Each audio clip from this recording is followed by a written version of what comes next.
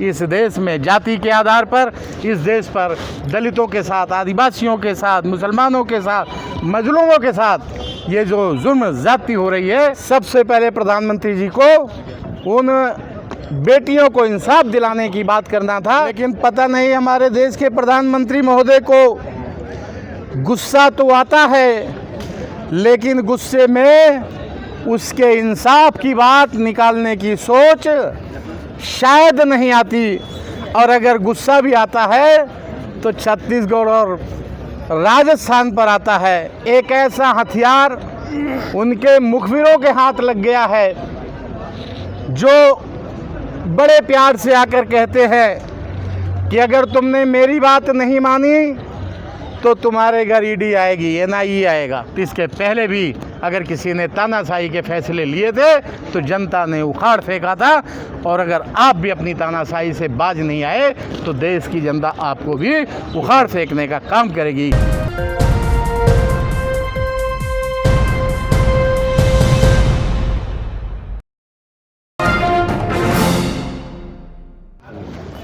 जंतर मंतर पर इस प्रदर्शन में आए हुए तमाम साथियों का स्वागत सम्मान करते हुए, आपके गुस्से का ख्याल रखते हुए, आप तमाम वो साथी जो देश में मानवता का एक संदेश देना चाहते हैं, ऐसे साथी आज देश में हो रही मानवता को शर्मसार करने वाली घटनाओं को लेकर जंतर मंतर पर भारत की सरकार की आंख खोलने के लिए यहाँ प्रदर्शन करने पर मजबूर हुए हैं। साथियों, देश की आज़ादी के 75 साल में जब हम भारत की आज़ादी का अमृतोत्सव मना रहे हैं, ऐसे समय में आज भी किसी दलित को घोड़ी पर चढ़ने पर मार दिया जाता है, किसी को मूंछ रखने पर मार दिया जाता है, किसी को दरवाजे पर चप्पल पहनकर निकल जाने पर उसे प्रताड़ित किया जाता है, यातनाएं की जाती हैं और अपने पैरों पर थूक के उसे चटवाया जाता है। आज अमृतोत्सव मनाया जा रहा है।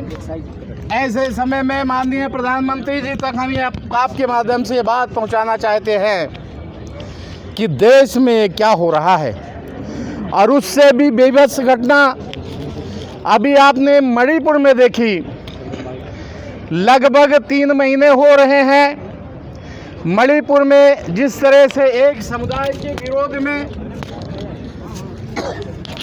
जिस तरह से जुल्म व आतंक का माहौल पैदा किया जा रहा है। अभी तक वहाँ सैकड़ों धर्मस्थल जलाए जा चुके हैं,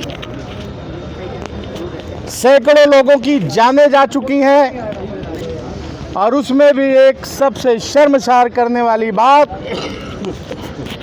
जो सबके दिल को दहला देती है, लेकिन पता नहीं हमारे देश के प्रधानमंत्री महोदय को गुस्सा तो आता है, लेकिन गुस्से में उसके इंसाफ की बात निकालने की सोच शायद नहीं आती। और अगर गुस्सा भी आता है तो छत्तीसगढ़ और राजस्थान पर आता है, क्योंकि वहाँ इनकी सरकार डबल इंजन की नहीं है। अभी आप क्या चाहते हैं? वहाँ भी ये राजनीति से बाज नहीं आ रहे हैं। ऐसे समय पे कम से कम राजनीति ना करके मानवता की बात करना चाहिए था। सबसे पहले प्रधानमंत्री जी को उन बेटियों को इंसाफ दिलाने की बात करना था जिनके साथ इतना क्रूरतम घटना घटी है। ऐसे में पूरे देश में अगर ये माहौल पैदा हुआ है तो हम ये मानते हैं कि हमारे देश की सरकार पूरी तरह फेल है, क्योंकि सरकार तो अपनी सारी ताकत ईडी पर लगा रही है, एनआईए पर लगा रही है। अभी मुझे कुछ लोगों से पता चला कि अब तो ईडी और एनआईए का एक ऐसा हथियार उनके मुखबिरों के हाथ लग गया है जो बड़े प्यार से आकर कहते हैं कि अगर तुमने मेरी बात नहीं मानी तो तुम्हारे घर ईडी आएगी, एनआईए आएगा। ऐसा करके वसूली का काम शुरू हो गया है एनआईए और ईडी के नाम पर। दिल्ली में भी ऐसी घटना सामने आई है। ज़रूरत पड़ेगी तो उसे सामने भी लाया जाएगा। मैं देश की सरकार से, दिल्ली की सरकार से भी मांग करना चाहूँगा कि एनआईए और ईडी के जरिए जो दमन का काम चल रहा है और जो इनके मुखबिरों ने भी शुरू किया है, मुखबिरों ने सामान्य लोगों से 10-20 हज़ार रुपया उतार लेने का काम शुरू किया है, ये तुरंत रुकना चाहिए। ये किसी भी हालत में हमारे देश की गरिमा के खिलाफ है। ये किसी भी हालत में हमारे देश की सुरक्षा एजेंसियों के विरुद्ध है। हम नहीं चाहते कि हमारी सुरक्षा एजेंसियां ऐसे लोगों के जरिए बदनाम की जाएं। अगर ये बात सुरक्षा एजेंसियों के जरिए नहीं है तो मैं आज ये मांग करना चाहता हूं कि तुरंत इस पर लगाम लगाई जाए। और अगर सुरक्षा एजेंसियां ऐसी करती हैं तो फिर मैं सरकार से ये मांग करता हूं कि इस तरह के घटनाक्रम को तुरंत रोकने का काम किया जाए।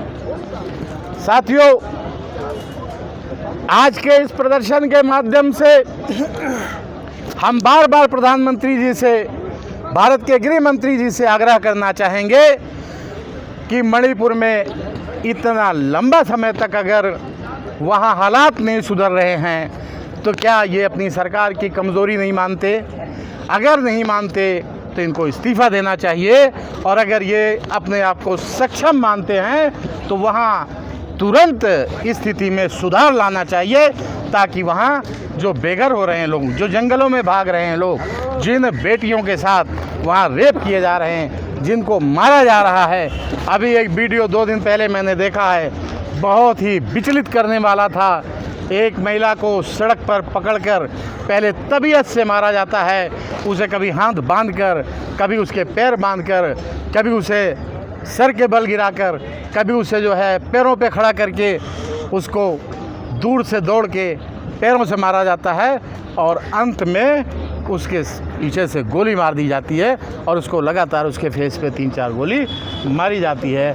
साथियों, ये क्रूरता की सारी हदें पार हो रही हैं मनुष्य प्रवृत्ति में। तो मैं समझता हूँ इतनी बड़ी क्रूरता का कोई स्थान नहीं होना चाहिए। ये ऐसे लोग कौन लोग हैं?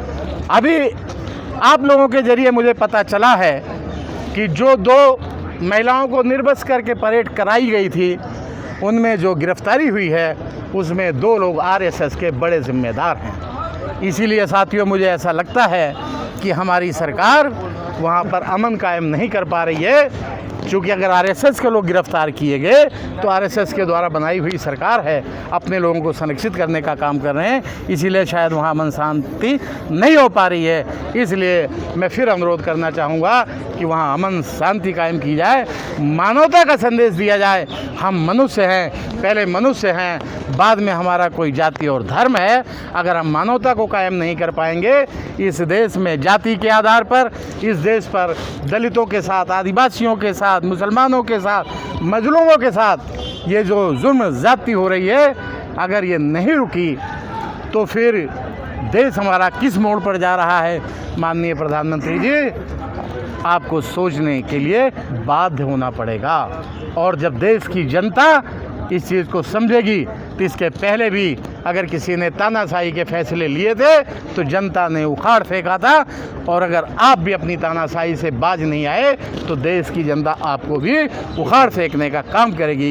इन्हीं शब्दों के साथ मैं अपनी बात को समाप्त करता हूं और आप लोगों से, सभी पत्रकार बंधुओं से मैं अनुरोध करूंगा कि आप लोग इन सवालों को सरकार तक पहुंचाने का काम करें और सरकार से सवाल करें कि 2.5-3 महीने में अगर एक छोटे से प्रदेश में शांति नहीं हो सकती, आप देखें तो बड़े प्रदेशों में अगर कुछ हुआ तो क्या होगा? ये एक बहुत बड़ा सवाल है।